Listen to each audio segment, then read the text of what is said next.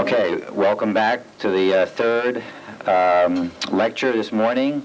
We're going to hear a continuation of the fascinating story we've just heard. It's going to be focused on the engineering aspects of the equipment that was involved in the Phoenix experiments, and Preston Nicols is going to be our next speaker. Preston received his BSEE engineering degree and is the director of the Space-Time Laboratories. He has been studying the interaction between subtle energies and psychotronics and psychic activities for nearly 20 years. He is the originator of the Bioson radionics broadcaster, BioPhys bioactive sound system. He's been investigating the Phoenix project at Montauk Point, which we just heard about. And he's an old-timer to the psychotronics group here, and he's going to talk to us today about the specifics involved in the equipment that was used in the Phoenix project. Welcome, Preston Nicols.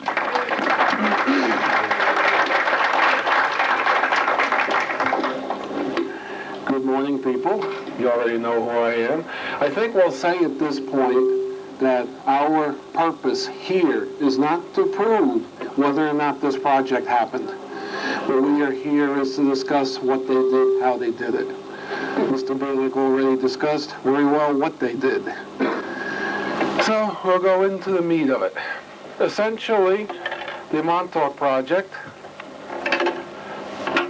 was a very large mind amplifier. That's essentially all it was. I have here a very simplified block diagram. You get back up on the platform, we can't get you. Well, the trouble is I'm having trouble seeing the diagram. Okay, go ahead. I can be right here. All right. Very simplified, was essentially a transmitter. We had an input network, which was the Montauk chair, that's what we called it. Mr. Cameron, sitting over there in the red shirt, was the psychic that sat in the Montauk chair and fed information into the computer system. The computer system essentially processed the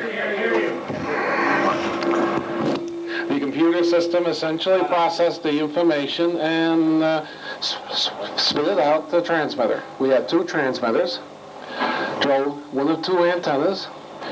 There was also a Delta T antenna and a 100 kilowatt noise amplifier. This was the basic outlay of the Montauk system. Nice feedback.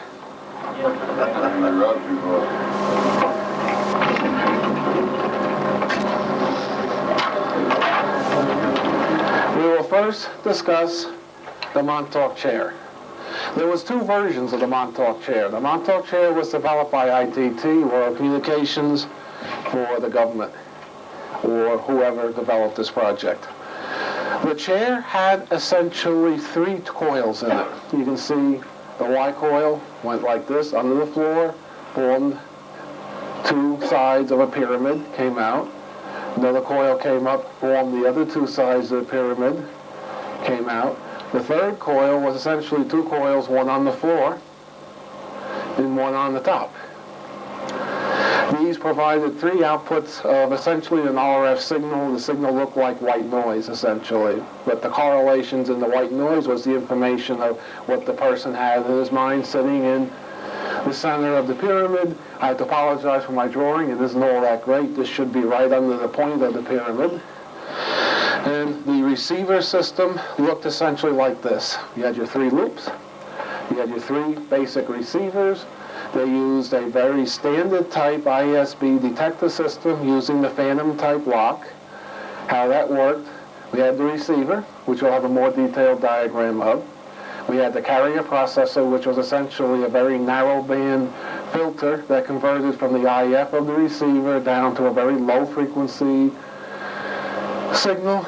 They had the discriminator, which would just essentially form an AFC loop between the receiver, the local oscillator, which was injected into the receiver, and the thing would lock up on theoretically a pilot carrier that was transmitted from the transmitter. But of course in this system there was no pilot carrier, so it essentially attempted to do a lock on the noise, and this made the whole thing coherent essentially based upon the noise. And then the output came to the ISB detector. You had the carrier injection. You had 3 of these channels with 6 outputs. This is a detail of how the receiver system worked. The basic receiver, the SP600, was a standard type receiver with a pre-selected RF amplifier mixer. The yellow was switched out of the circuit. That was from a separate assembly. Had 2 IF sections, second mixer. And the BFO CW detector became a third mixer, supplied 25 kC. You can see the carrier processor had limiters and 20 hertz bandwidth filters and all that neat stuff, which is very much similar. Technology was used quite commonly in the 50s and 60s and the 40s to receive communication signal. They converted down to 2 kilohertz again, went through another limiter, went through a discriminator, very similar to what's in your FM radio. That's why we show the S-curve. That's how we show a discriminator. Went back into an FM reactance modulator to the LO stage, and this whole thing locked up. There was a 25 kilohertz crystal oscillator, which supplied the carrier for the detector. The signal came out at 25 kilohertz, went through filters that were very closely matched for phase and frequency response, and provided the 2 outputs. This was the first chair. They had problems with this chair inasmuch that this coil structure was open. It picked up from outside as well as from inside.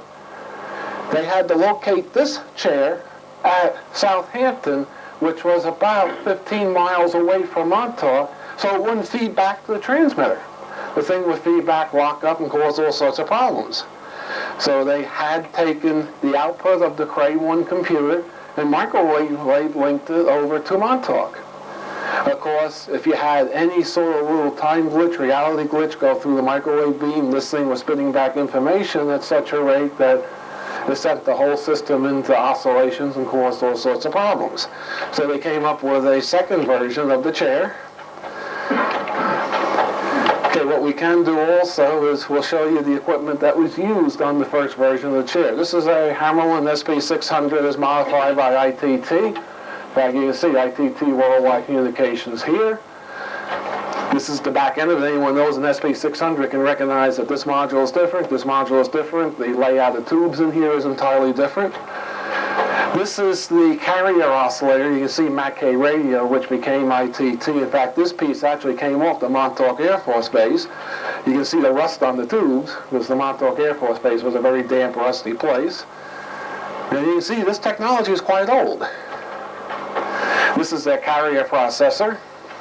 There's the very narrow band filter. You see this also came off the Montauk Air Force Base. Of course, the SP600 receiver I still use. These I don't use. In fact, I haven't even fired these things up because I'm a little bit afraid to plug these things in. There might be a lot of smoke. This is the discriminator module. Of course, what's on it? ITT. I'm sorry. And this is the upper-lower sideband detector. Of course, what's on it? ITT.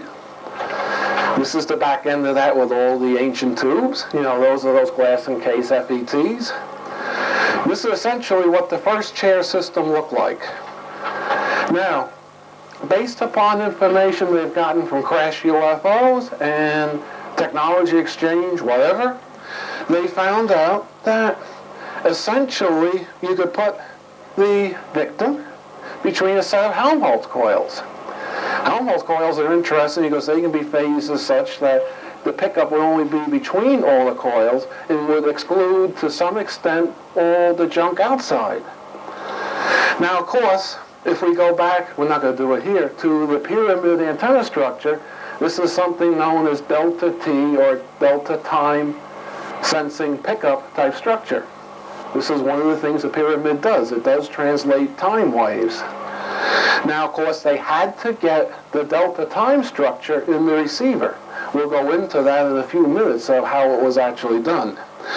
They used the exact same receiver system, except they replaced the Hammerlin SP600 with an RCA receiver designed back in the mid-30s by a man known as Nikola Turbo, who really was Nikola Tesla.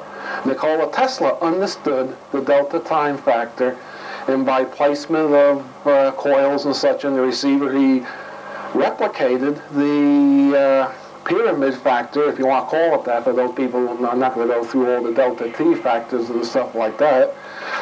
And they replicated the pyramid coil with the receiver. Of course, the block diagram is the same, except that the RCA receiver had different IF frequencies and all that nonsense, but we don't have to go into that here. You can see I have in parentheses the different IFs and the changes that they had for the receiver. This, of course, is a picture of the RCA receiver actually taken off the Montauk Air Force Base. Again, you can see the moisture damage. This particular one I haven't fired up. I fired up the others, which I've gotten out of RCA. They're in much better shape. And you see this one's missing a tuner. And if we go inside, we can see this thing was designed when Bob Bielek was a young man. And if we go to the back, let's go to the front. These things are each individual coil stages. This thing, they apparently, for some reason, didn't want to use a gang tuning cap. So each individual section of the preselector was an individually tuned network. They had separate tubes for each front end. This one's, of course, missing. And the local oscillator sat down here, but of course this one was modified to use the remote local oscillator that was locked. So you can see that's all missing. They got two nice, neat little boxes here that do convert down to the IF module, which I don't have pictures of because it looks like this. And if we go to the back, we can see every element in the vacuum tube has its own coil that sit right under the big coil. Although there's a big metal plate, aluminum plate in here, there is a higher order relativistic psychic energy quantum coupling between these coils and the coil up above. That's your delta T function. This is one of the secrets that Nikola Tesla had learned, how to place these coils to get time manipulations within this part of the circuit here. You got the same thing here. You notice this is very symmetrically laid out. Of course, this is designed back when Bob here was a kid.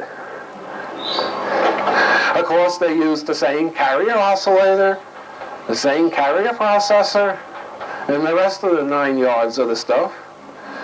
And this chair, since it was somewhat shielded, they placed this system in a room right under the transmitter building, right above the delta T antenna that was buried. It was like 200 feet on the side. It looked like this over here, but you can get that later.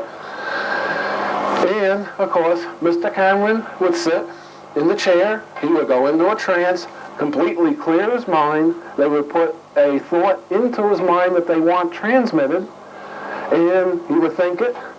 All this equipment would pick it up, process it through the computers. We now have a block diagram of the computer system. What's the first thing you see? 6 channels of A to D converters. Of course, there's no mystery here. I'm not going to go into what A to D converters do. That's analog to digital converters, 1 of 6, 6 of 6. The Cray 1 was the most advanced computer at the time. It had a 32-bit bus. They used a PDP-11 or a VAX-11 to interface to Cray 1. You couldn't talk to this thing direct. You had to use a smaller computer to talk to the bigger computer. Mr. Cray, he used his worldwide wisdom to design a system like this. And they had all sorts of peripherals. With this, they could sit Mr. Cameron in the chair, go through the whole 9 yards. The algorithms in the Cray 1 would break down what he was thinking into audio, visual, direct digital representation. They could display it on a screen like this, what he was thinking. They could type out what he was thinking verbally on words on a what looked like an old teletype, a KSR-33 teletype. I think we all remember those things clanking away a million bits a minute, making tons of noise. Nobody liked to listen to things, so they stuck them in the corner somewhere.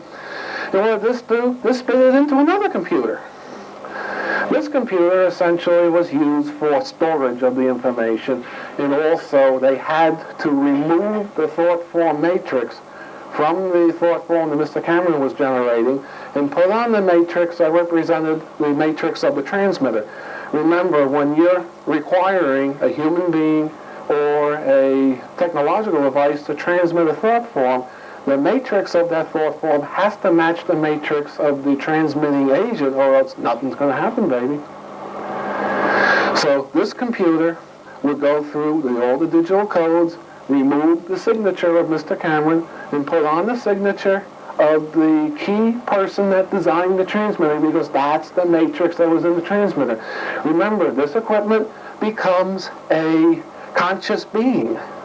This is psychotronics, a conscious being this equipment becomes. It has a consciousness of its own. And just as you reject a form that is not yours, the transmitter will also reject the form which is not it. So this computer reprocessed from Mr. Cameron's matrix or signature to the transmitter's matrix, which was the head design man on the station.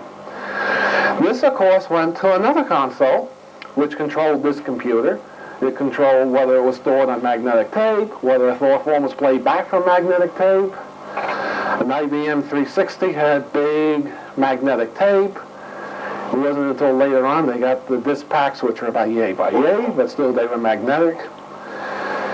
That took in double precision 16-bit bus. It generated a 16-bit signal. I'm sorry, this was 32-bit. It generated a 16-bit signal for this very specialized semi-analog digital computer designed by AIL, division of Cutler-Hammer. Of course, I used to work for AIL, division of Cutler-Hammer, and recently got laid off.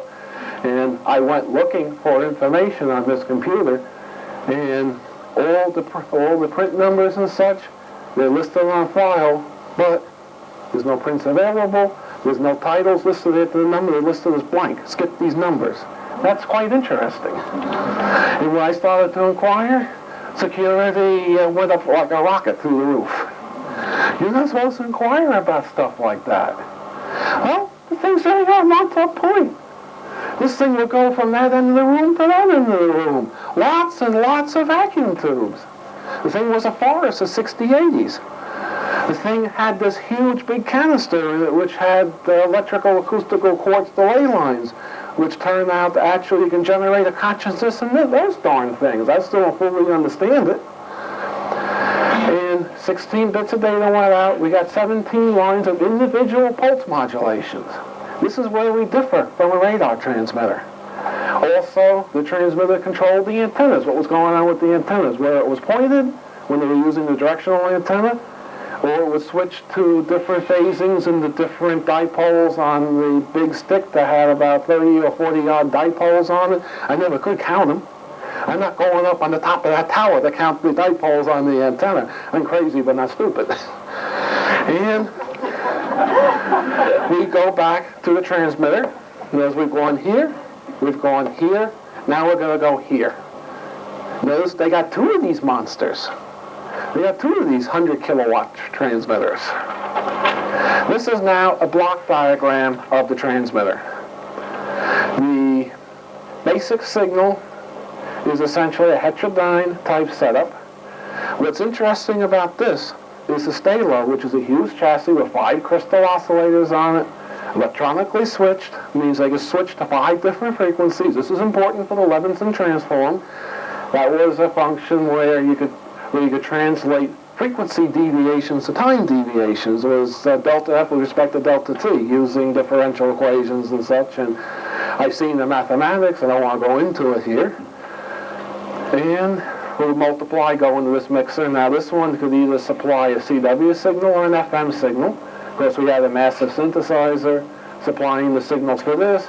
They had multiple mixers. They came up here finally with 425 to 450 megahertz. Now, they talk of synchrodynes. That name is right off a block diagram that's carried out personally by Preston from Montauk in '86. I found out what the synchrodyne concept is. In the initial transmitter, these frequency source was left continuously on, and this thing was pulsed synchronously, so either it would be a lot of isolation with a lot of amplifier stages, or it would be enough gain to supply 1,400 watts of pulse power from probably maybe 1 watt here of pulse power. And it would be high isolation off, high gain on. And that's all they did in the basic SAGE radar transmitter. Except this group of nuts, what they did, they came along, they pulsed the mixers, and they pulsed each one of these stages individually. And I have recollections of going through pulse modulations and such, and they might pulse this one on, pulse this one on. It was a real crazy, odd setup for the way they pulsed these different stages on and off. What they're actually doing was loading a thought form here, shifting it to here, shifting it to here, loading more, shifting it, loading, maybe shifting it backwards, loading more. And they built up the esoteric function as the esoteric function bounced around in all these stages in the whole transmitter. Now, another aspect of this is what we have here. We have a noise source. This is a white noise source synchronized by Mr. Nikola Tesla's whirligig zero-time reference, which I'm not going to go into here. And they use this noise to essentially pulse noise modulate the stay low, pulse noise modulate the outputs of the synthesizer, which means you ended up here with a carrier with white noise modulation on it. If you go through your signal processing, you'll find out that white noise is 50% correlated to anything and everything within its bandwidth. That's right out of college, people. That's in your college textbooks. Look it up, it's in there. Which means this signal now is coherent to itself, and it's also coherent to hyperspatial functions, because white noise essentially comes out of hyperspatial functions. If anyone wants to debate that, I'll debate that with you later. And of course, they had the zero-time reference, which synchronized the white noise function. So at this point, they started to build the thought form within the pulsed signal. Of course, there's still no output here. They then split it and sent it to the other transmitter. The other transmitter was just this group here. You know, the pulse modulators and the 3 IPAs and the PA. At that point, it went into this IPA number 1, boosted to 7 kilowatts, went to IPA number 2, boosted to 75 kilowatts, went to IPA 3, boosted to a megawatt, went to the final amplifier, which is a first cousin to a magnetron known as an amplitron, which is essentially a backward, slow-moving wave structure oscillator, which anyone's interested in, I can explain that to you what it does later. And goes through its different isolations, goes through the band-limiting filter, so this thing doesn't spread to hell and gone and back and wipe out every TV on Long Island and wipe out every radio on Long Island. You know, this thing spread as far and wide. And then they produced 12 megawatts here. They lost a megawatt in the isolator. It means you had to water cool this. They lost another megawatt in this filter. That was water cooled. And if you look in the Montauk station, you'll still see all the water cooling equipment in the antenna room for these. And it went out to the antenna. Of course, these stages are individually pulse modulated also. So we had 14 pulse modulation points in this transmitter. Of course, the human lattice structure is based on 7s, 14s, and 21s, the magic number 7 again. And they built the thought form by pulsing all of these stages, and they did some weird ways of pulsing. This is essentially how the transmitter actually worked. As I said, I'm not going to go into very deep technical detail here. Anyone interested in it can see me later, and we can go much deeper into technicalities of this. I'm trying to give you people an overview of what this did. You can get the tape and the paper, and this will all be in it, and you can study the block diagram and such. What we have here, pictures again. That's the stay low. I apologize, it's a terrible picture. The camera went kaflooey. This is the best of the 2 pictures I was able to take. This is 5 channels of crystal oscillators, multipliers, summer, other amplifiers. This chassis multiplied it, and this is their noise source chassis. You can see this noise source essentially is a noise tube fed into a very wideband, high-gain IF strip, and at this point you got tons of noise. The bandwidth on this is maybe about 10 megahertz. And all this stuff here was a synchronization from the 30 hertz sine wave they put into that port there, and they took the noise out of a port here. This, of course, is the synthesizer that drove this which is the FM oscillator, and this is the first mixer in the system. Use a power stage at 101 megahertz, and this thing provided all the frequencies for this oscillator and all that other good nonsense. This also was modulated by the white noise source. In this chassis, also, one of these stages is pulsed by the white noise source. It's right there. There's one of these ports over here that goes through amplifiers here that pulses these. But these tubes, if you look closely, not in this picture, you'll see these tubes are added later. And they just pulse one of these amplifiers. Remember, this frequency generator chain was essentially in the old stage transmitter on continuously. They used a synchrodyne to get the on-off effect.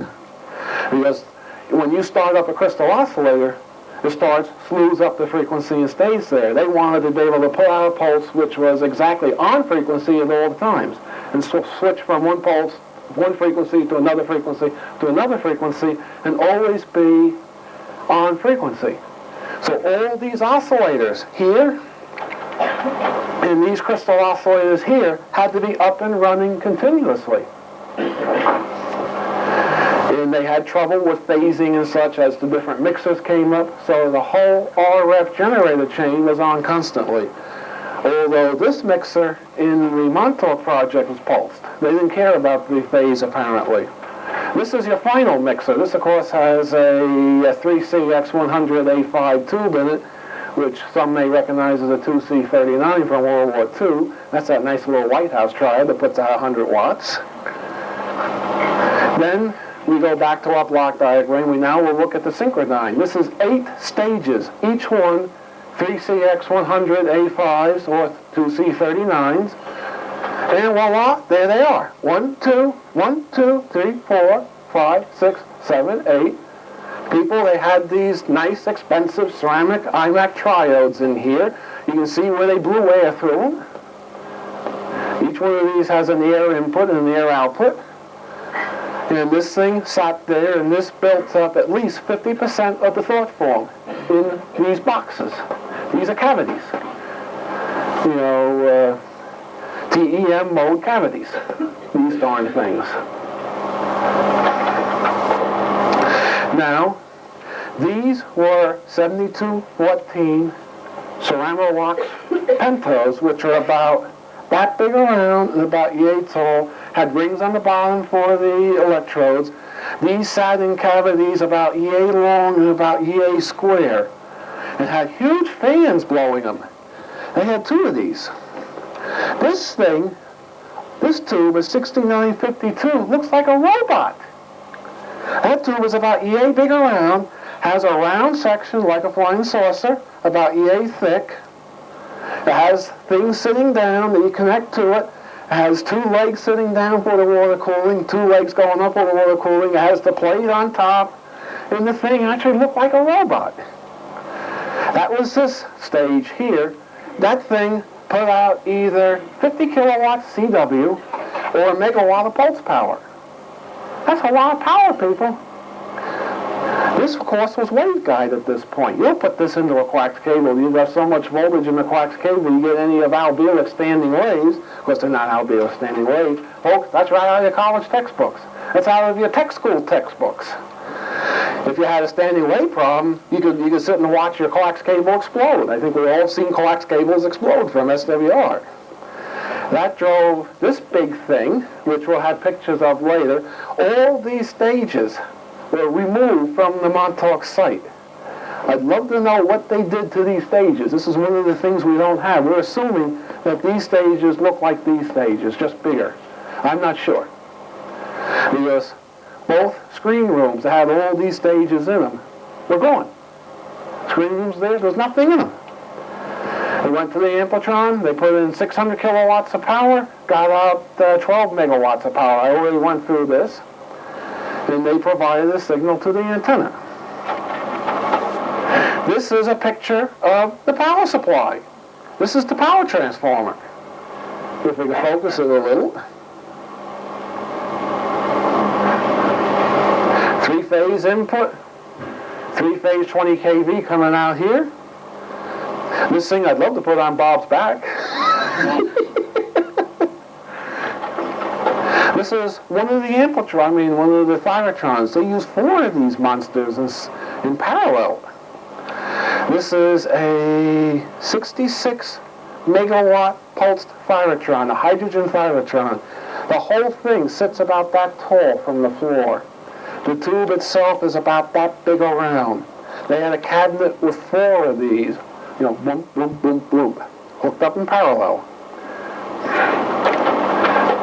We went to the pulse network that Mr. Bielek described. This is the Amplitron. Of course, you can see where the welding was done, the cutting to cut the transmitter apart. You can see some welding marks here. This thing, the tube sits from here. You can see the cooling. And it sits right down into about here, inside of an oil bath. The pulse transformer is down in here. As Al said, they already had capacitor networks. Each network had 5 capacitors. They had 3 groups of 5 capacitors in the network, 15 capacitors they used totally. And it was a typical type pulse, pulse delay line, with inductors in series and capacitors to ground. They charged up the caps and then shorted the one end of the line and dumped the other end into the pulse coil. So much for the transmitter. This is a picture of the building this transmitter sat in. This is a 100-foot by 150-foot tall tomb or monolith from 2001. You can see some of the antenna up there. And this is the 2 floors. You can see some cooling that the transmitter sat on. They had a cooling tower standing outside this thing. They had a field of pole pig transformers sitting next to it. They fed this thing with over 2 megawatts of power. The generators in the power station, they were pumping at least 2¼ megawatts into this thing. I'd love to know where all the heat went. Must have got hot around there. I really remember it was hot. We're now going to discuss the antennas. Can we focus again? The first diagram I made said overall blotch diagram. So I had to fix it. Oops. Great. I fixed it to block diagram. They had 3 antennas at Montauk. They had 2 above ground antennas and the Delta T antenna below ground. What they actually did was they used the reflector to reflect out away from the subject the burning rays, the microwave oven rays. The etheric component, being it doesn't know any solid matter, passed right through the reflector, and essentially the etherics went out parallel with the gain horn feed, as the gain horn would send it. They had this big monster waveguide switch to drive either the omnidirectional antenna or the directional antenna. They also sampled the pulse from the final pulse-forming network and fed it into the windings of a Delta T antenna. What is a Delta T antenna? Let's now look over here.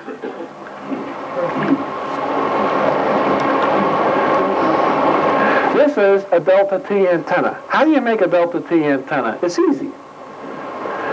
You wind a loop diamond shape on x-axis. You wind another loop at 90 degrees to it, diamond shape on the y-axis. And you wind a third loop, diamond shape, around the perimeter of this thing. What does this thing look like? Here up is one pyramid. Here down is another pyramid. This is 2 pyramids, base to base, one pointing up, one pointing down. You build up a thought form in here with the XY loops using the correlated white noise. It will grab the thought form and rotate it. It will spin it into a cylinder, and as that cylinder is rotating, it has to bend time to get the rotation.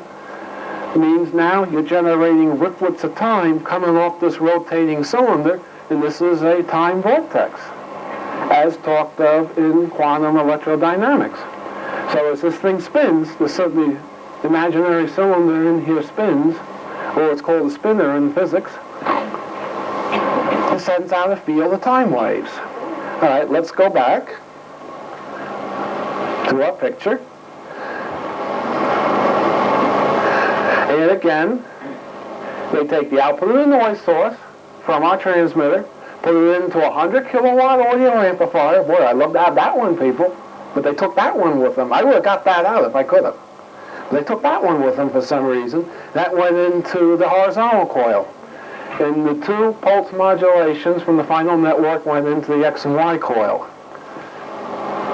Now, by feeding RF into the omnidirectional antenna and feeding the baseband into this magnetic antenna buried underground, this was the same function that they had on the Eldridge. The Eldridge, remember, had an antenna on the top of the mast and magnetic coils on the base. So this, of course, was much more tighter controlled. Here is a picture of the directional antenna. Here is a picture of the cherry stick on the back, which is the omnidirectional antenna. Can we focus it?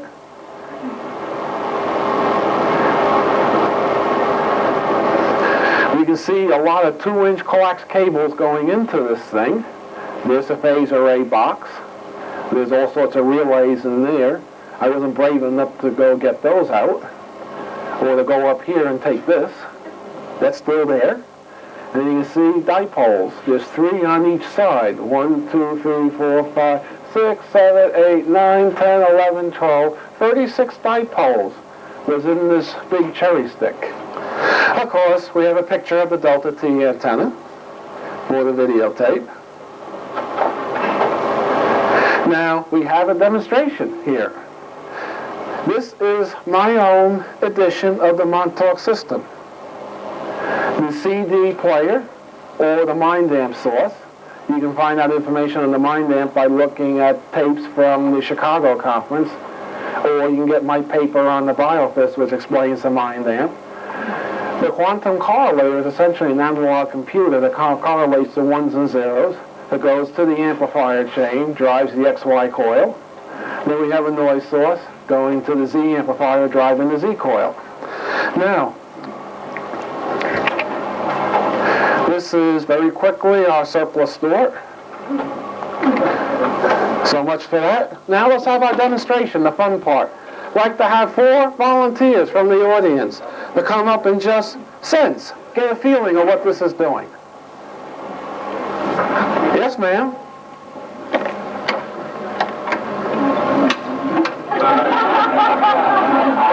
You won't disappear into hyperspace. About 40 years. What I have a picture here. I'm not going to show you the picture. I'm going to sit it in the small mind amplifier. This is a quadrature function that goes this way, just like the chair is. The output of this goes to the computer. Here's the noise source, goes to the amplifiers. The noise source goes to this amplifier, goes to the antenna. What's here is being transmitted here. You all of a sudden may notice, how many people notice like a sudden cooling in the room? That's from this.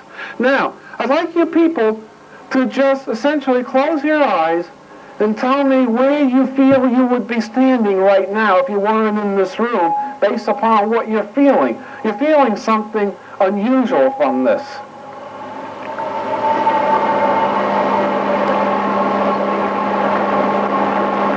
Everybody in the audience, I think, is beginning to feel the cooling.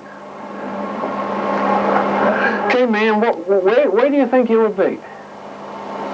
Staying at a table. There's something at a table there, somewhere. Okay, sir, what do you... Same place I am right now. Okay, sir. Preston, maybe I'm driving in a car somewhere. And you, ma'am? In the field. In the field. What's in the field? Grass. What else do you pick up? Trees. Yep. What else? Plants. Mm-hmm. What else? Dirt. Yeah. What else? Rocks. Yeah. What else? All right. I'll now show you the picture. Somebody said water in the audience.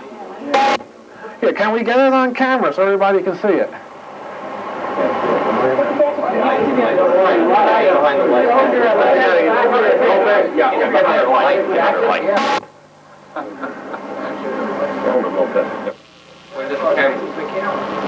There you go. We have a woodland scene with trees and a babbling brook. We have a woodland scene with trees and a babbling brook. This lovely lady picked up the thought form being transmitted. And I can tell you honestly, there's no collusion between any of us. It doesn't mean you people are no good. It just means she has a more open psychic sense. That finishes the lecture demonstration. Let's now go to question and answers. You got it on camera, good, sir?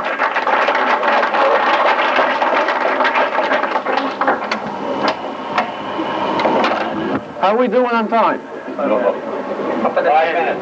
5 minutes, okay. Preston, Yes. Who? could it matter what angle the person stood in relation to the antenna and its various areas? Theoretically not, but remember, this is not ideal conditions, so it could be. Okay. I have a question here.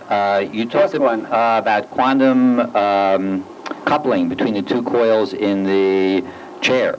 How does that relate to what Bearden has been telling us about scalar electromagnetics? Well, Bearden, what he talks of scalar electromagnetics is essentially what I call a potential wave. It's there, but it's not there. I believe that definitely couples into that, definitely. That is, we're talking, this thing is a scalar generator or a detector, or both? That term, scalar. Well, I mean, I use that term because of our, Scalar has colleague. become a catch-all for anything that's non-Hertzian. It's a non-Hertzian pickup.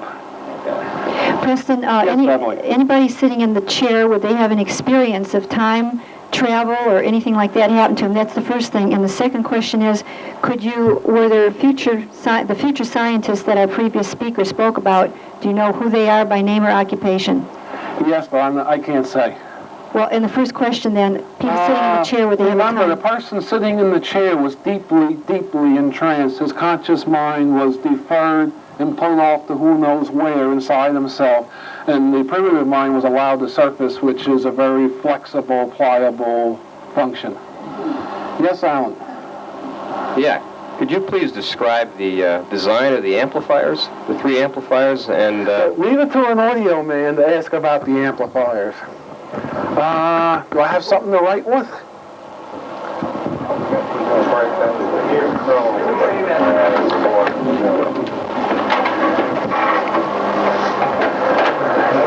It's a very interesting design. It's what's called a distributed line amplifier. This is a design that goes back to the year 2, this amplifier. What it is, it's essentially a delay line, a coil, with capacitors to ground. I'm going to show you a 3-section version. They terminate the line, put in the signal, and then you have 3 amplifier stages. This is an old-style way of getting broadband amplification. I read a number of descriptions that describe this line as differentiating with frequency, and the one closest is either the highest or lowest of the band, and the next one is the next part of the band, and you got another part of the band. Of course, what do? They sum this thing the same way. Output with the capacitors.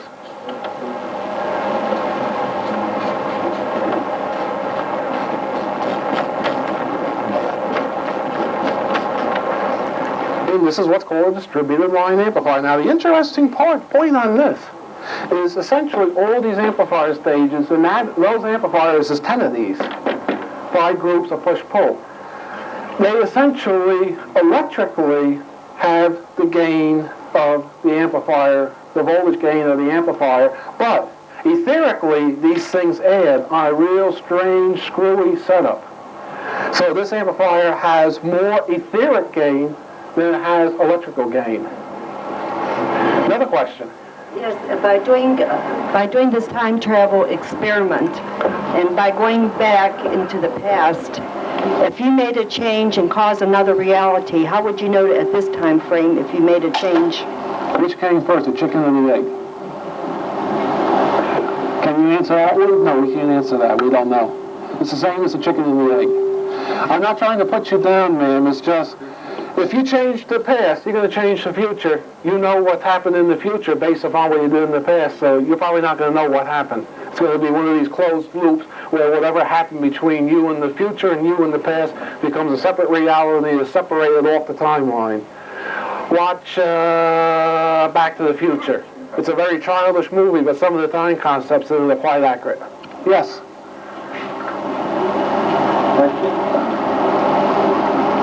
No more questions? That's it. Okay, thank you.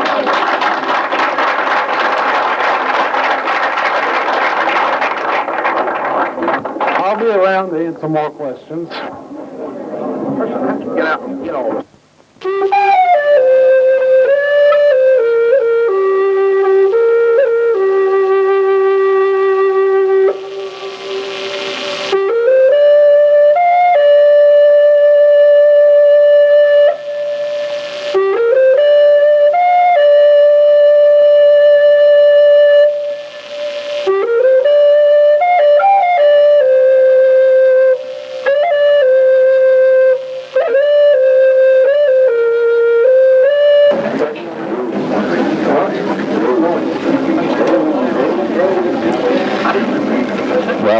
Fantastic introduction to day one of the science, excellent overview, and now we're going to hear another equally amazing set of stories from Dr. Al Bielek,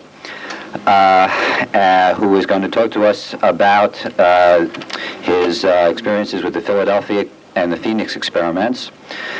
Dr. Al Bielek was born in 1916 as Edward Cameron, son of Alexander Cameron, Sr. He was raised in Long Island. He attended Princeton University and later Harvard University, where he earned a PhD degree in physics in 1939. This is an incredible story. A few months later, he and his brother Duncan joined the U.S. Navy, were quickly made officers, and were assigned to the ongoing project called Project Invincibility at the Institute for Advanced Study in Princeton.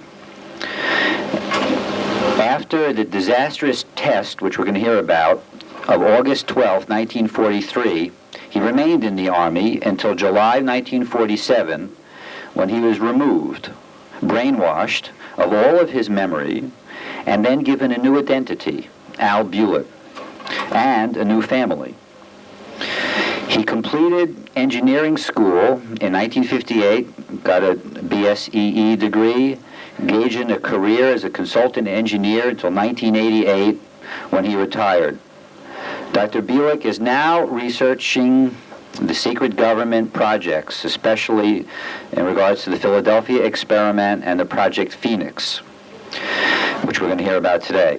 He's lectured all over the country, and today the title of his talk specifically is From Philadelphia to Phoenix, the Psychotronic Connection.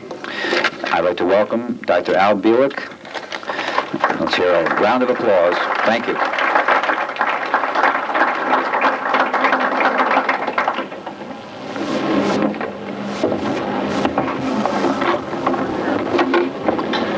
Can everybody hear me all right? Good. The subject today is a little bit different than what I have normally done. Last year, I gave you a fairly detailed history of the Philadelphia experiment and how it tied into the Phoenix project. Today, my intent is somewhat different. I wish to show the background connections between the two projects, how they happened, the politics that was involved, and the interlocking controls, if you will, and the communication which resulted in the two tests locking to each other. How this really occurred and why. And what other problems were developed because of this. It's a rather involved story, but I only have 45 minutes, so I will, again, try to keep this rather brief. As you know, the Philadelphia experiment culminated in two tests for the Eldridge, or if you don't know it, I'll state it now. The original 22 July 1943 test for the Eldridge, which was bad enough in terms of the personnel problem, but did not lock up to the Phoenix project. And the final test, 12 August 1943, in which the ship went into hyperspace, and it was a total disaster when it came back. And the nature of that disaster actually was far greater than anyone realizes, and the potential was unbelievably bad. I wish to go into that and what happened and how it was averted. The Phoenix Project actually has been covered very well by Preston Nicols, and he will be going into some of that today and some resurrection of the technology and how it worked. So I will not go into that at all. Really to understand what happened in terms of the politics and what led up to it, we have to go back to the beginning. The project started, as I have previously stated, University of Chicago, 1931, with Dr. John Hutchinson, Nikola Tesla, and a staff physicist, Dr. Emil Kirtenauer. The important point here in the history we have to follow is what happened in terms of Tesla. In 1934, Franklin Delano Roosevelt was elected President of the United States. 33 he was elected, and he became actual President in March of 34. In those days, it was March 20th. They've changed the date to 20 January since. And when he was in office, he invited his old friend Nikola Tesla down to Washington, as they have known each other since 1917, exchanging amenities, and President Roosevelt asking Tesla, well, what have you been up to? What have you been doing? And of course, the President already knew about the ongoing work on Project Invisibility, but there were other things Tesla had been into which were exchanged. And among other things, Tesla mentioned the fact that he had been in communication with extraterrestrials. Now, this very much intrigued the President, who, unknown to the general public, was very much interested in metaphysics and rather abstruse matters. He was very curious about this, and Tesla told him a little bit about it. The equipment had been developed for such communication by RCA, which Tesla had been a member and staff member since 1919. And in 1935, he became Vice President and Director of Engineering and Research Worldwide, a post he held until 1939 when he retired from RCA. In that period of time, he developed some super-sensitive receivers, basically designed for RCA's use in overseas communication, and also a few transmitters here and there, all of which came in usefully to Tesla in his ongoing quest for knowledge. So he told FDR he had been in communication with several groups. Roosevelt was curious, can I talk with them? And Tesla said, definitely, well, I can arrange it if you wish, and he did. After which Roosevelt decided he would like to meet some of these people. And asked Tesla, is this possible? And he says, I believe it is. He said there's two groups principally you might be interested in talking with. He says if you have in mind making any kind of a deal, because at that time, as everyone knows, we were in the midst of a terrible depression, and Roosevelt was looking for some means to get out of it, to end it. In those days, he was perhaps a little bit more altruistic than might have been the case later.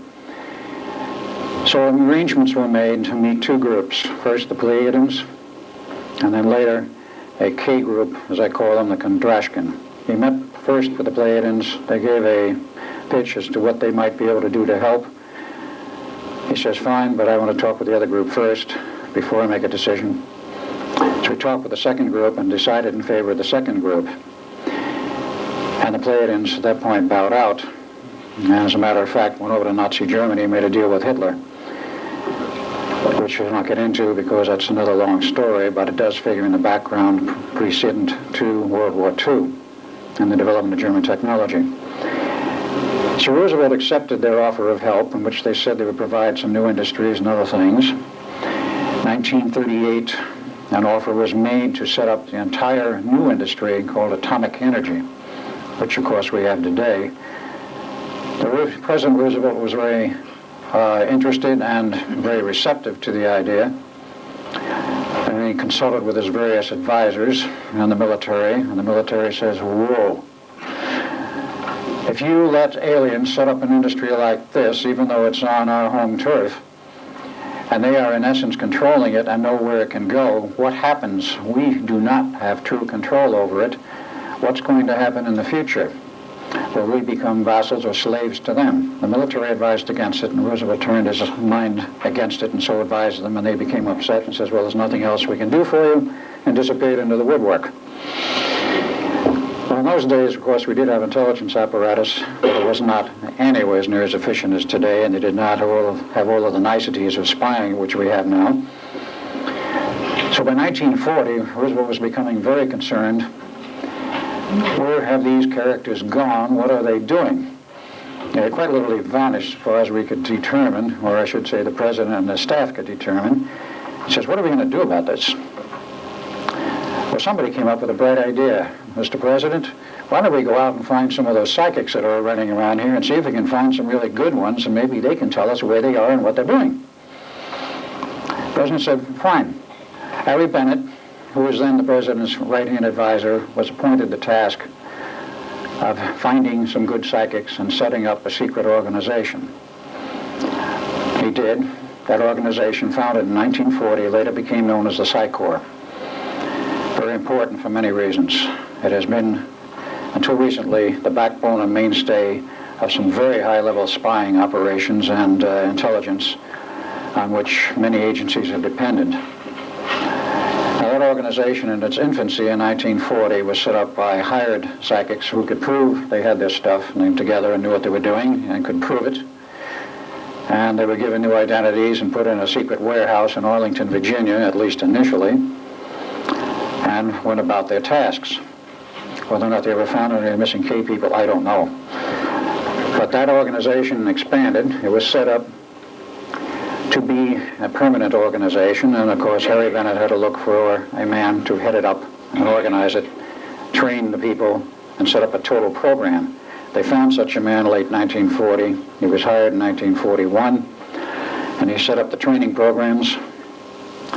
And from that point on, they were looking basically for pairs, identical paired twins, which were ideal for the type of training they were doing, mostly male, some female pairs. And if they couldn't find them as time went on, they did use computers to computer match, but this came much later. Eventually, the CIA was formed. They took over the organization. And that was in 1947. About 1950, NSA came into being, and they inherited the Psy Corps, and it's been under control of NSA ever since. So what did they really do, and what function did they serve? As time went on, and they expanded, and they did expand into about 50 operating pairs at their peak. They were perfect spies. They could penetrate virtually anything on this planet. And of course, after World War II was over, they were very interested in what they could do in terms of spying on Russia. Perhaps unbeknownst to us at first, the Russians also set up their own group, and there were several groups set up in other countries, but I'm only concerned with what happened here. The man who was chosen to head this organization up and actually remained its director until he retired in 1984 was a gentleman by the name of Emil P. de Costain. Perhaps some of you have heard the name. I know a few people have, but very few, because he was very much undercover. He was born in 1900. A very unusual thing I found out about him, which hardly anybody knew about until after he had retired. He was himself a walk-in by guess who? The K Group. So if you want to do some spying on the organization that's spying on you, take over the directorship. And they did. Important for a reason, because of what it led into in terms of the two experiments. The Philadelphia experiment, as I previously stated, locked up at the Phoenix Project, and it could only lock up on a very critical date. And that critical date was the 12th of August, 1943, and the 12th of August, 1983. Theoretically, it could have locked up in 1963, but there was no ongoing experiment at that time, such as the Phoenix Project, which was required. Dr. John Van Neumann was, of course, the second and final director of the Philadelphia experiment. He was also the first director of the Phoenix Project when it came online after the war, and it went through several phases. But the important phase of the Phoenix Project was from 1975 through 1983, when they developed the capability of time travel and the time tunnels, as Dr. Carl Sagan liked to call them, the wormholes in space. Wormholes in space and time. They had the capability, and it was fully functional. Someone had to know, in order to get these two experiments on either end to lock up, that there were critical dates in which it would work, and the rest of the years in between it would not work. And someone had to communicate this information to both ends. And this is the thrust of my discussion, and what happened, and why this whole thing locked up, and what some of the mechanics of, and technology of time is all about. I have a few slides I will add and put in here a little bit later, but I want to get into some more of this material first. The director of the Psi Corps himself was obviously a psychic. He went on through the period of time, and because he was a member, in essence, of the K group, and most of your aliens have the capability of time travel, they knew what was going on at both ends. I've stated in the other prior lecture, and I'll have to state it again, the real purpose of the two projects, quite aside from the patent scientific advancement which was desired by our scientists here in the United States and on Earth, was the purpose of locking these two projects up for a very specific reason.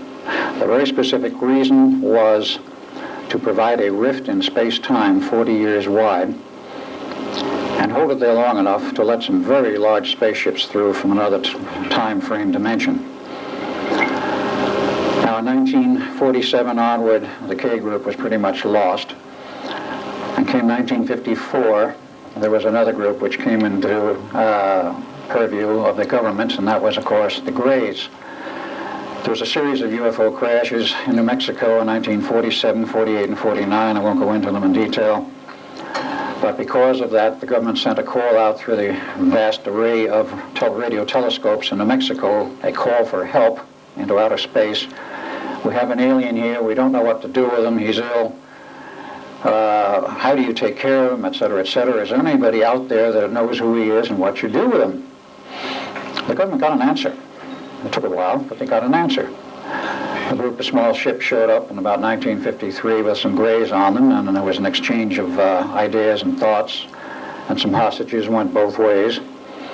With the promise of return in 1954, which the Greys did do in very large numbers, landed at either Edwards or Holloman Air Force Base, or both.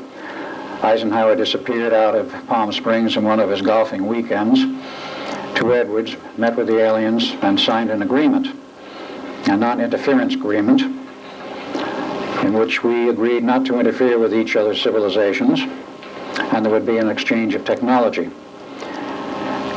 Well, the non-interference agreement didn't last very long because it became very obvious to our government that the Greys weren't keeping it, and what exchange of technology took place was not perhaps all that was expected. The important point was that our government agreed to provide bases for them underground, some 75, full underground railroad system. Construction started in 1959. But the Greys came in very large numbers. We don't know how many. The government perhaps does. It's estimated now they're probably in excess of 1 million. And a very large ship that came in wanted to orbit around Earth, and they provided shuttles down to the surface of the Earth. They could not have gotten through without that rift in space-time. Now, they were here. Other groups were here. There was a group from Orion. They actually were in charge of, in many respects, not formally, but in charge of the scientific development of the Phoenix Project. Therefore, they knew what it was capable of. They helped set up the science and the technology, and they also knew of the critical dates. The date of 12 August is actually the function of the Earth's biorhythms. The Earth has a series of biorhythms, 4 of them, which, like the human biorhythms, do peak out once every so often. Nobody in our scientific community knew anything about this. It turns out, from what I've learned, that the ancients knew about it. Let us say, the recluse lamas in Tibet and elsewhere knew about it. They do have a great deal of knowledge. And they knew that the Mother Earth is actually a living entity, unlike the rock science, which is taught to us in the colleges, and has a sort of consciousness, perhaps nothing we can understand. But nonetheless, as a living entity, has its own biorhythms. And those biorhythms, 4 of them, peak out once every 20 years. A window approximately a day wide, usually falls on the 12th of August, plus or minus a day, because our Gregorian calendar is not all that accurate. It misses 0.24 days per year, and once every century you have to add a year to correct the calendar. Nonetheless, that was known to these aliens. Now, Emil Costain was in the middle of this, and he had to provide a connecting link, and as did also the aliens. Where we were in 1943 with that test, we had no knowledge of any kind why that date which was handed to us for the second test, the 12th of August, which was given to us as a drop-dead test which came from above the office, the top office personnel, namely the Chief of Naval Research in the Navy Department. We knew the order came from beyond him, but at that time we had no idea where from. It came out of the little White House. There was two gentlemen in there who more or less had the knowledge and the communications. Harry Bennett provided the authority, and Dr. Costain provided the connection. And the drop-dead date was handed down on the authority of the White House to the Chief of Naval Operations that it must be conducted by or on the 12th of August. With the problems we had, the Navy knew, and those people knew, that Dr. von Neumann was going to delay as long as possible, and the final test would get as much time as possible. He worked around the clock trying to correct the problem because he knew he had a serious problem, and they could not correct it. In any case, it waited until the 12th of August, which was the desired slot. On the other end, we had the Phoenix Project. Now, what is the history, very, very briefly, of the Phoenix Project? Its hardware became functional about 1975 in the earliest phases. Preston Nicols has gone into this heavily in the past. And by 77, it was operational. By 79, all the changes had been made. And it was signed off as a functioning entity, a fully operational project in 1980, and it was functioning from that point until it crashed on the night of 12 August 1983, sabotaged. That, however, is not germane to this part of the story. On the 1st of August of 1983, something very unusual happened.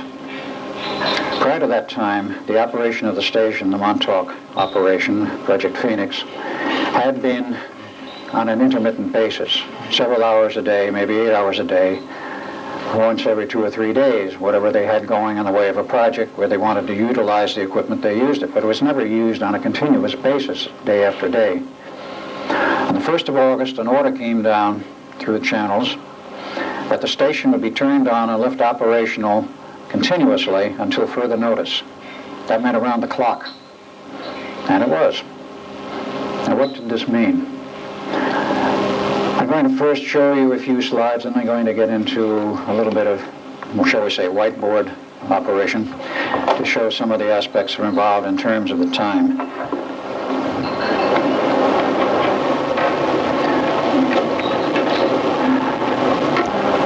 I've shown these slides before, but perhaps it's a good reminder. The Philadelphia experiment took place outside of the Philadelphia Navy Yard. And where is the pointer?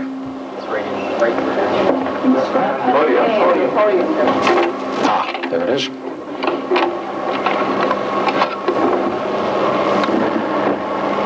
Right opposite a little town, if we can get a little better focus, entitled called Red Bank, is where the Philadelphia Navy Yard is still, though it may not be after this year is over. They are threatening to close it.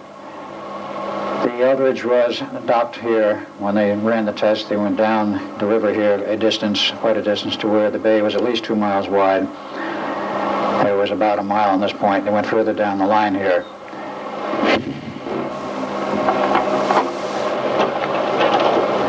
This is, of course, a picture of the famous Eldridge, a file shot. I will not go into the equipment other than to say the main body of equipment was in this little cubicle. That was the door where we went in and out. In the test, there was a special antenna mast on top here, designed by T. Townsend Brown, a special omnidirectional phased array to handle the output from 4 transmitters. And this was the ship for the final test that was used in the Philadelphia harbor, further down, of course, away from Philadelphia. The Phoenix Project took place on the extreme end of Long Island, way out here on the tip. And there was a park there. There's a town of Montauk a little further in. There's a state park out there and also a military base. It does not show in this photo. I actually map it by AAA because this is the most recent one. Earlier ones show the military base inactive. Fort Hero, in the extreme end, had been there since 1916 perhaps, prior to World War I, and was abandoned in 1986 after all the tests were over. But that was where the other end of the terminal, shall we say, of the two experiments took place, out here. And that was the Phoenix Project, the prime home. At one time, there were 25 operating ones. And that was the one that caused the lockup, the one that was primarily concerned. In case you haven't seen any of the photos, I'll only show two. The main radar tower from the SAGE system, which was adapted and changed to the Phoenix Project. There's this, and that's what you see driving east from Montauk. It's a huge building and a tower with the antenna on top, which is 60 feet high and 120 feet across and weighs approximately 125 tons.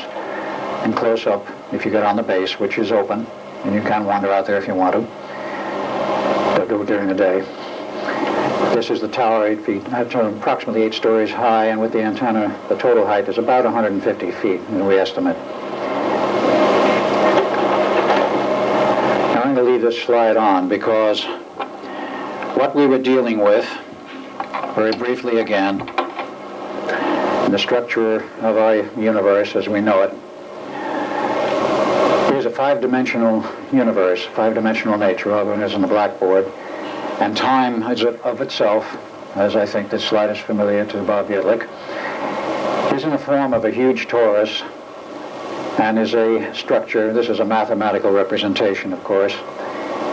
You have a central flow of time through the center, a more or less linear flow, which we call the time we measure, the fourth dimension. And of course you have this helical coil on the outside, which actually establishes the time rate flow. And this is called T2 and is actually the fifth dimension. Now, what I need to get into here a little bit is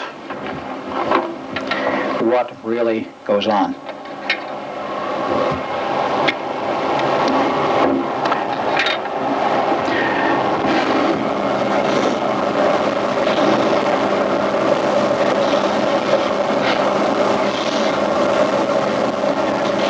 This is somewhat poorly done, but I'm not a great artist.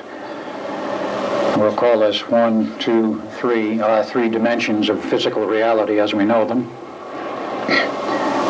And according to theory, Einstein et al., time at the right angle, we'll call a fourth dimension, is at a right angle theoretically. These 3 physical dimensions flow and exist in time. If there was no time, our reality, our physical reality would not exist. So supposedly these are at right angles. They flow according to a rate which you can describe in the torus of time. But there's another important aspect, and this is the very important one. We actually have a fifth dimension, we'll call it T2, which is the fifth. And it is, if you look at it on end from the torus, take a cross-section, this is a neat little thing which is really another vector on the end of the fourth dimension, which is the fifth. And this thing is describing, in essence, a circle. And as it corkscrews ahead, we call it forward time by mere reference. We don't know whether we're going forward or we're going backwards. It depends upon which universe you're looking at. But it creates the fourth dimensional vector in the center, which is a more or less even flow, theoretically very even. We'll not go into other problems which could change that rate in terms of the universe. This was what we were playing with in the project, and actually this is what they were playing with in both projects. It is time in its essence. Now the Eldridge had a field created around it, the purpose of which was, again using the pointer and looking at this, the purpose of which, when the confined field of the Eldridge, was to change the helical rate. If you change the helical rate, you change the time flow, but you don't want to speed it up to the point where the ship disappears. What you want to do is something rather exotic.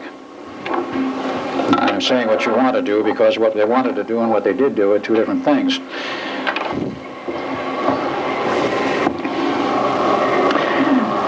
Speaking in terms of looking at an end of this, let's say this torus, our reality here, we call it reality 1. You have a second reality at 90 degrees, a third and a fourth, and you can even have a fifth. The second order reality is at 90 degrees. But you don't want to take the average that far in terms of the time element. You're rotating it around the torus, and what you do, you start pulling it around by speeding up the corkscrew. Then you lock it at that point by going back to the normal rate. So that at 60 degrees, approximately, the Eldridge is optically invisible and radar invisible. If you stop a little before that, which is what they did in the final test, let's say perhaps 45 degrees, it's radar invisible, but not optically invisible. Almost, but not quite. So you rotate it and you hold it in terms of what is within the field. What's outside, theoretically, you don't worry about. Well, that was the theory, and of course the aspect of this is very interesting, namely, the Eldridge and the generators were creating a sixth order field so that they could manipulate the fifth order field, which was T2, or the second order time. And we have five dimensions, if you will, 5 orders, however you want to express it, in our reality. And again, going back to what Bob said the other night, which is very neat, you have a 6th dimensional order, which is an isolation between the next 5, which is the reverse universe, actually the contraturn matter. And if you go beyond the 11th, as Van Neumann knew, you then are in hyperspace and the 12th order. To get this project to work in terms of shoving the Eldridge into hyperspace and creating the bubble and creating the entire rift in time required a 12th order function. Now, the Eldridge was capable of a 6th order function, which would not do it. And I remember some of the discussions of Van Neumann after it was all over, as he would say, this was in later years, well, the Eldridge had a 6th order capability. The project here at Phoenix had an 8th order capability. Where did the other 4 orders come from? They came from a very interesting function. The Phoenix project normally could only produce an 8th order function, but it had the capability in terms of its memory systems and the actual network, the lattice of the LC networks, which are the energy storage networks, and the way they were designed, they could store etheric orders of energy. Because it was a 25th order network, could store up to 25 orders of energy, up to the 25th.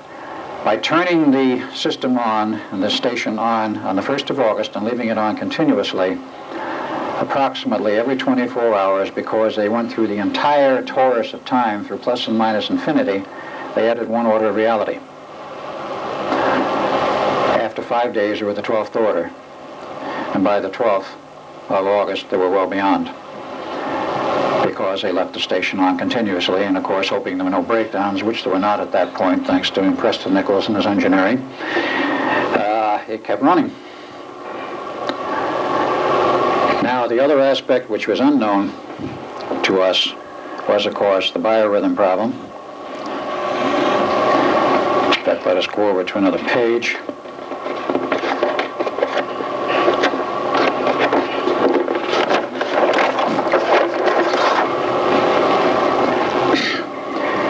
Biorhythms I will only draw in terms of how they peak out. They produce literally a spike. 12 August, 12 August, 12 August, in 20-year intervals of concern to us, and also 2003. Here sat the Eldridge until it moved. And here sat the Phoenix project. It did not move. It was rather well anchored. And in the middle in 63, there's essentially nothing. There's another peculiar thing that happens.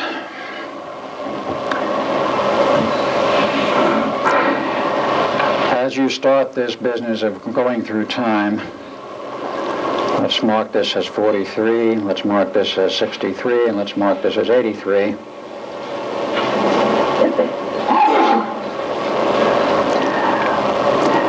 You are looking at it on sidewise again. You're actually a full circle for the 40 years. And it takes 40 years to go the full circle of 20 years where you have a synchronization point, you're 180 out of phase, which can be represented as a sine wave, like so, with a crossover point in 63. But this is a flat representation. This doesn't mean it's reversing polarity per se, but it does. The problem was created, and the problem was created is this. Time also has waves. Like a standing wave in electromagnetic theory on an RF transmission line, if you don't damp it properly and its characteristic impedance, let us show theoretically a nice little line where we have RF on it, properly terminated, it's even of constant voltage, and as we say, the standing wave ratio is 1. That means you have perfect transmission and there are no waves coming back at you. If this thing is not properly terminated out here in the characteristic impedance of the source and the transmission line, whatever you're using, you start to get funny little things. These things start to build up, and you start to come down here to a lower level, and these start to build up, and you start down to a lower level. You build up standing waves, and these things go up and they come back. And when it gets bad enough, you have enormous voltage levels, and theoretically they can go unterminated out at this end. Theoretically can go to infinity. They don't, for practical reasons. But you get the same problem in time. 10 minutes. Got it. And this means something very extraordinary.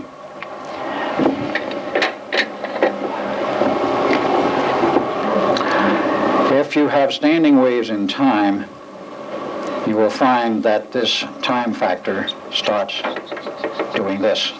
The standing waves produce a phenomena of standing waves which go back and forth, and if you start whipping through the 63 point, the crossover point, and create a reverse time wave, you then have, in the reality in which you're dealing, the artificial reality as well as coupled to both ends, and most particularly in the 83 end where the Phoenix project is, you can generate, and they were in the process of generating a reverse time wave.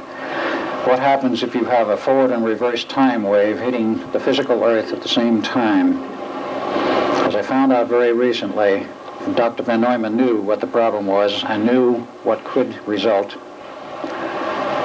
And they had to set up a special team prior to the critical date of 12 August 83 to handle the problem. Had they not found the correct team of scientists, there were 4 involved: Dr. Van Neumann, a second man whom I know but I will not give the name of because he doesn't want to give him, and 2 scientists from the future. Yes, I did say the future, because with Montauk they could go into the future or the past. They got a team together. They moved hardware to 1963 to provide damping, because they knew that if this thing was not damped sufficiently, at least to a critical level, to prevent the reverse time wave from hitting, do you have any idea what would have happened? They would have torn the entire tectonic plate structure of the North American continent apart, ripped off the entire top level of the North American continent, probably to the Rocky Mountains.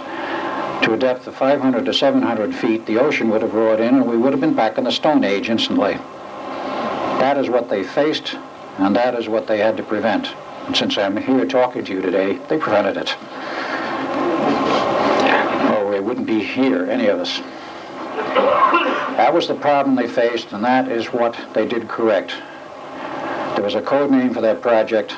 The code name was Atlanticus Not Revisited. Rather interesting parallel. I'm sure some of you know the stories of Atlantis.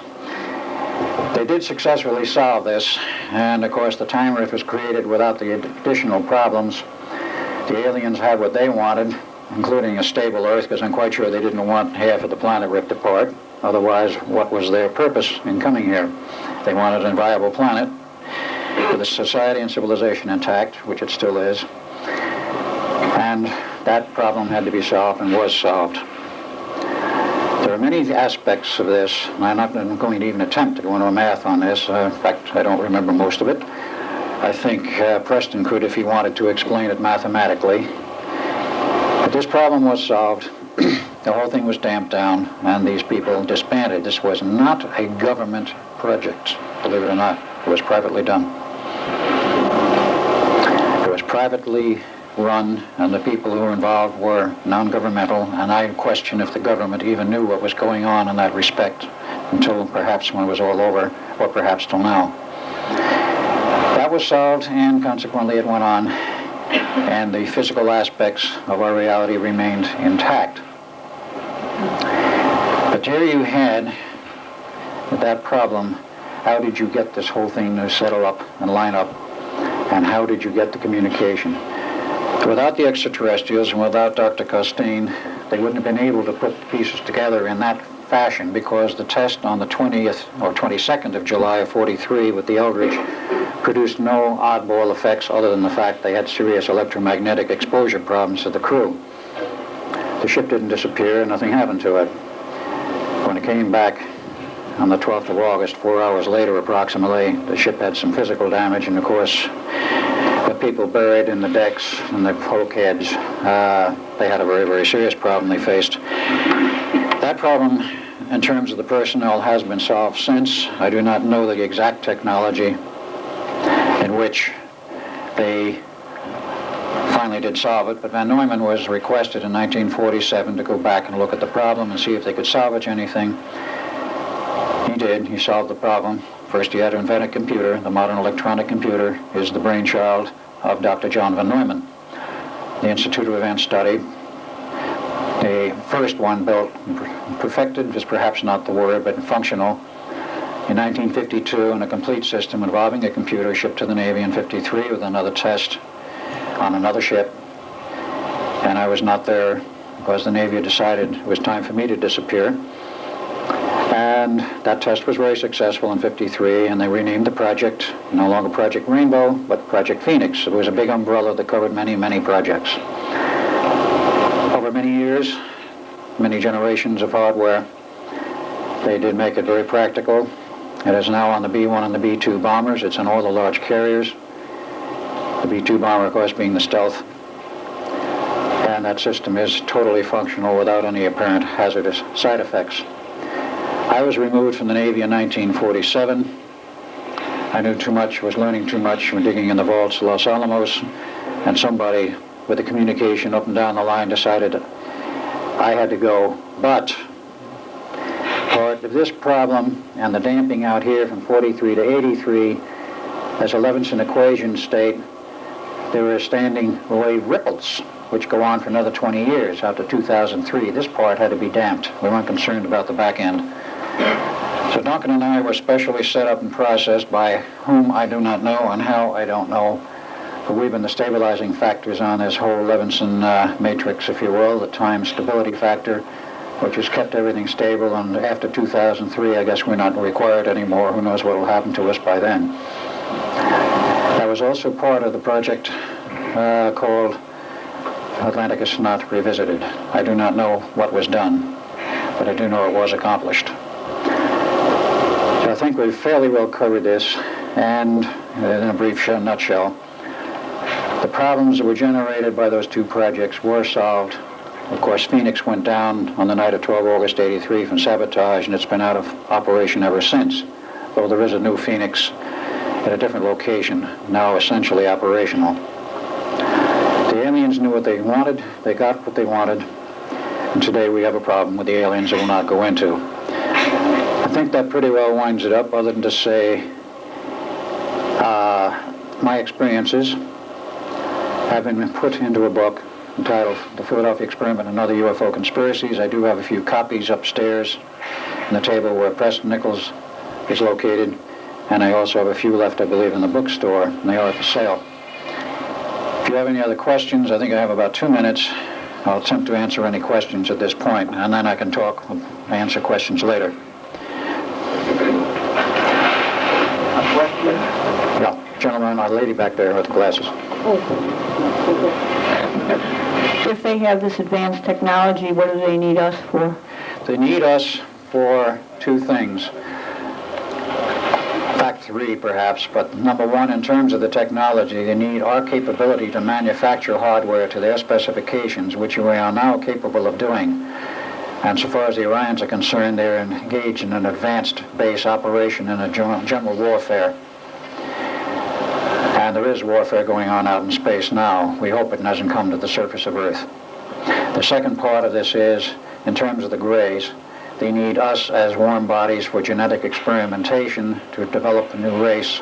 And involving this is also the CIA and our government in secrets, very great secrecy. They are doing extreme genetic engineering and have developed a lot of new things, including a totally new class of implants, which are now biological, not hard chips. And this is only one tip of the iceberg. They need us for that. Yes, one other question? No, That's it. Time. I Okay. got only 10 seconds left. All right, I thank you all for your attention, and if you have any other questions, I'll answer them later.